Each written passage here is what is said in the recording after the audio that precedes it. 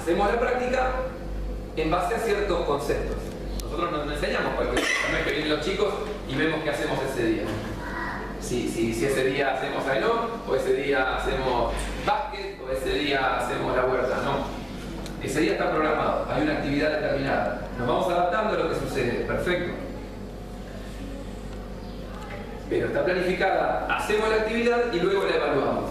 La evaluamos y sobre fin de año o en algún momento determinado, un par de veces al año, reelaboramos, analizamos con otros autores, con pensamientos de otros, con pensamientos propios, y ahí estamos teorizando la práctica. Cuando la escribimos, la empezamos a manifestar a través del papel.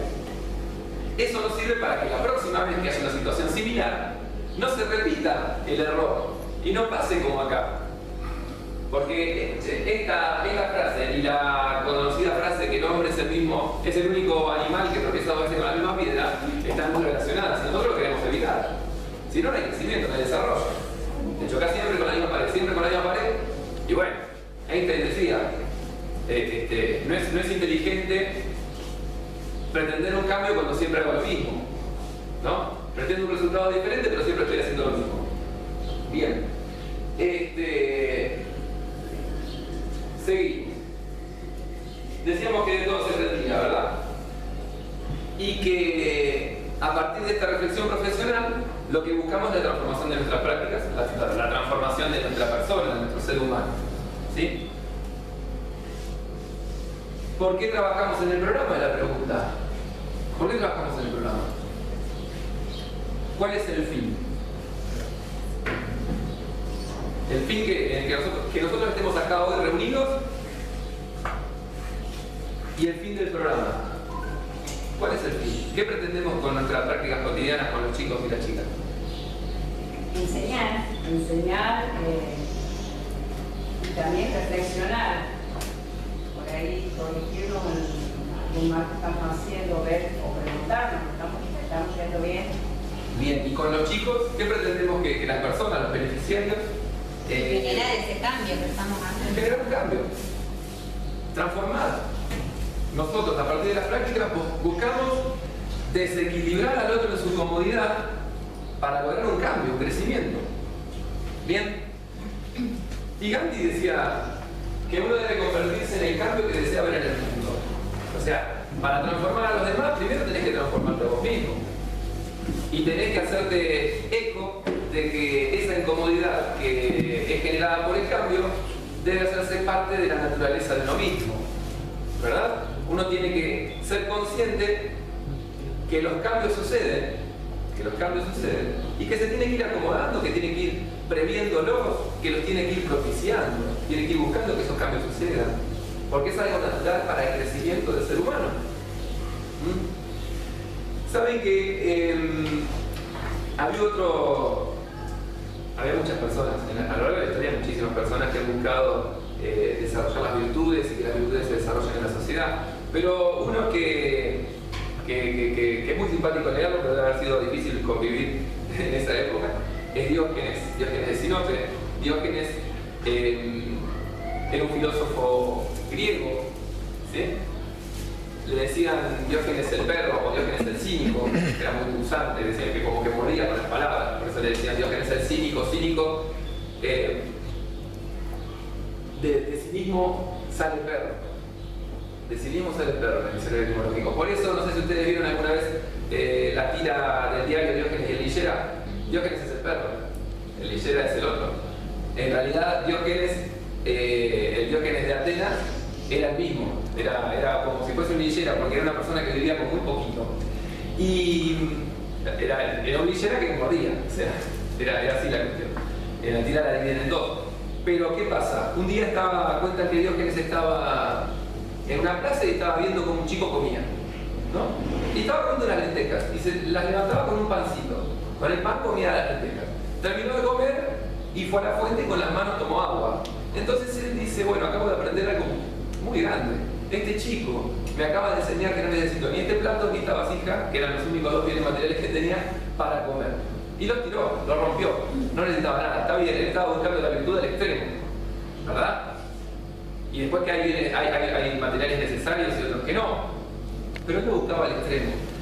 Y fíjense cómo en esa sencilla anécdota se refleja algo que no sucede muy a menudo, que es buscar los recursos materiales necesarios para lograr un fin. Y no que el fin sean los recursos materiales. Generalmente en la sociedad lo que sucede es al revés.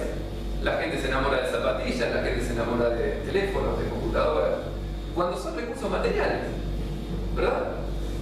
Es muy interesante. Bueno, Diógenes tiene otras anécdotas interesantes que la voy a contar una al pasar. Cuenta que una vez estaba a la orilla de un río, acostado, tomando sol desnudo. Disculpe, hermano, estaba desnudo. Viene Alejandro Magno, el rey, se acerca, estaba buscando a Diógenes y lo buscaba y le dicen, está en el río. Y va con una comitiva, el rey, y se acerca, lo reconoce y le dice, tú eres Diógenes, yo soy el rey Alejandro Magno. Sí, soy Diógenes. Y el rey le dice, bueno, cualquier cosa que pueda hacer por ti, me lo dices y lo voy a hacer. Bueno, le dice, por favor, correte que me tapas el sol. Entonces la gente me dice, ¿cómo va a decir eso? ¿Cómo puede ser? No, y el rey Alejandro Magno dice, miren, si yo no fuese Alejandro Magno me encantaría ser Diógenes, porque Diógenes es una persona libre, ¿no? Esa es una anécdota simpática, pero era muy incisivo, era bastante duro en sus palabras. Entonces, para saber hacia dónde vamos, para reconocer nuestro fin, también tenemos que saber dónde estamos. ¿Bien? ¿Cuál es nuestra situación actual? Si nosotros queremos generar un cambio, si nosotros queremos también ser los primeros que nos transformemos, tenemos que saber cuál es nuestra situación actual.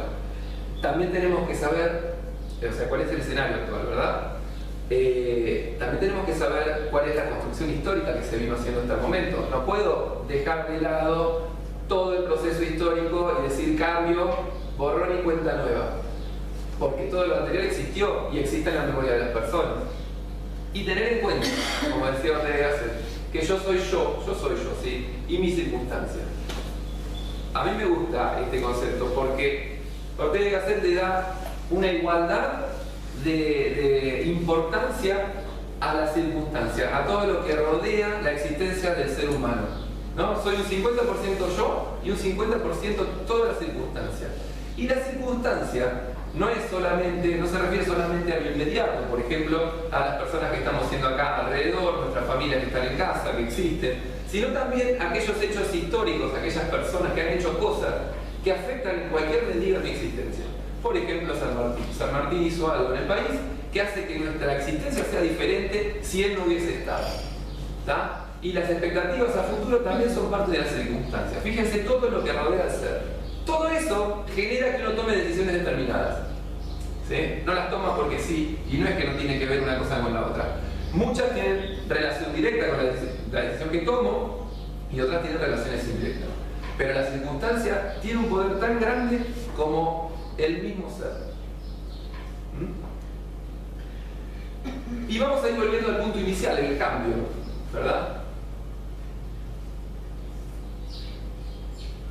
Hay distintas formas de recibir el cambio.